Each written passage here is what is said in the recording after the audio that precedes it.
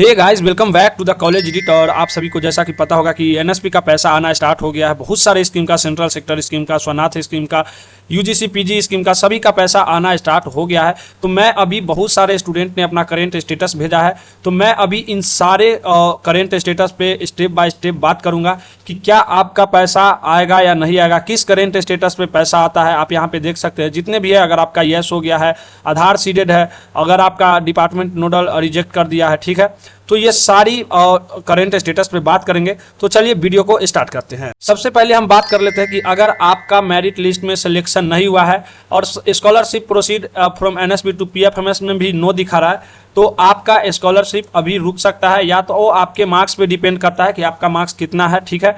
अगर merit list में selection हो जाता है तब आपका स्कॉलरशिप आएगा, नहीं तो स्कॉलरशिप रुक सकती है। जिनका भी मेरिट लिस्ट में सिलेक्शन नहीं हुआ है उनका स्कॉलरशिप रुक सकती है। अब हम बात करते हैं जिनका मेरिट लिस्ट में सिलेक्शन हो गया है उस स्टूडेंट का पैसा कब आएगा। जिनका मेरिट लिस्ट में सिलेक्शन यस हो गया है, यहाँ पे आप देख सकते हैं यस है, और scholarship amount proceed NSP to PFMS में नो है, तो ये ऐसा जिस भी स्टूडेंट का है उस स्टूडेंट का पैसा तो 100% आएगा।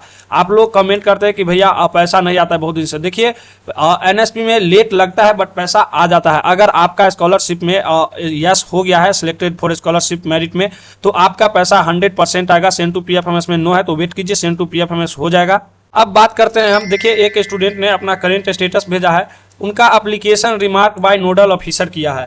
तो ऐसा जिस भी स्टूडेंट का है, चाहे आपका रिमार्क नोडल ऑफिसर किया हो या इंस्टीट्यूट किया हो, तो आपको क्या करना चाहिए, आपको अपने नोडल ऑफिसर से मिलना चाहिए। आप यहाँ पे देख सकते हैं इंस्टीट्यूट वेरिफिकेशन ऑफिसर डिटेल्स में, यहाँ पे आपको उनका ईमेल आईडी या नंबर मिल जाएगा। तो आप यहाँ से भी कांटेक्ट कर सकते हैं या अपने कॉलेज में जाके उनसे बात कीजिए कि किस कारण से रिजेक्ट किया गया है, और न्यू एप्लीकेशन के लिए आप फॉर्म ओपन होगा तो आप उसमें अप्लाई कर सकते हैं। अब हम बात करते हैं application final verify by state force board nodal officer. जिस भी स्टूडेंट का ऐसा दिखा रहा है, मैं आपको बता दूं, अगर आपका ऐसा करेंट टेस्ट में दिखा रहा है या अगर बहुत दिनों से ऐसा ही दिखा रहा है, तो आपको वेरिफिकेशन और डिटेल्स में नीचे जाके देखना चाहिए कि किस कारण से ये रुका हुआ है, और अपने इंस्टीट्यूट से कांटेक्ट करना चाहिए और उनसे बात करना चाहिए कि आखिर ये आगे क्यों नहीं बढ़ रहा है। और बहुत सारे स्टूडेंट बोल रहे थे कि इंस्टीट्यूट बोलता है कि मैंने वेरीफाई कर दिया तो अब हम नहीं जानते, तो ऐसा नहीं है। आप देखिए क्या करना है आपको कि application final verified state board nodal officer हो गया, तो या तो आप एक बार एनएसपी के टोल फ्री नंबर पे बात कर सकते हैं,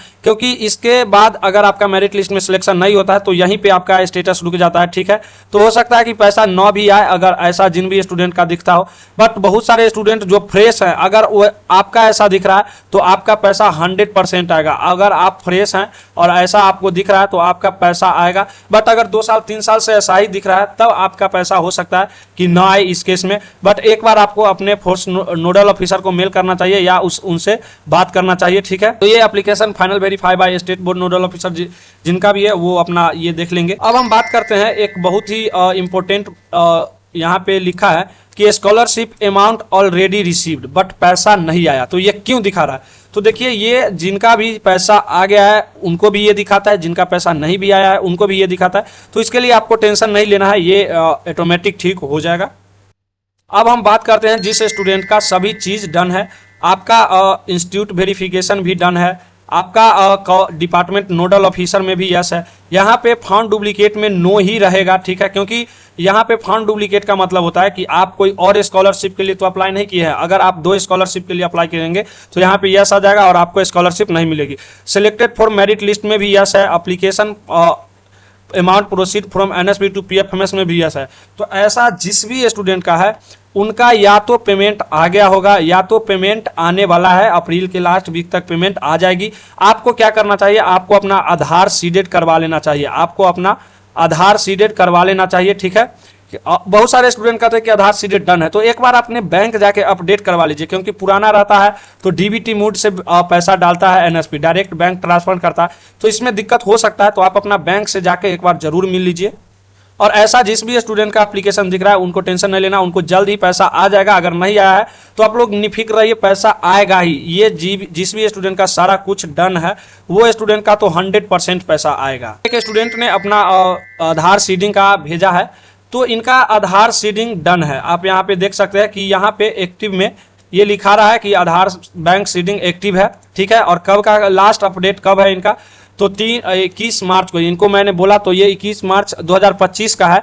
बट आप लोग करेंट करवा लीजिए, क्योंकि 1 साल हो गया। तो आपको एक बार बैंक में जाना है, ना पैसा लगता है ना कुछ लगता है, करेंट वहाँ पे अपडेट करवा लीजिए। यहाँ पे ऐसा जिस भी स्टूडेंट का है तो उनको बहुत या तो वेट करना होगा या अदर स्कॉलरशिप के लिए ट्राई करना होगा। आप यहाँ पे देख सकते हैं वेरीफाइड डिपार्टमेंट नोडल ऑफिसर ने रिजेक्ट कर दिया।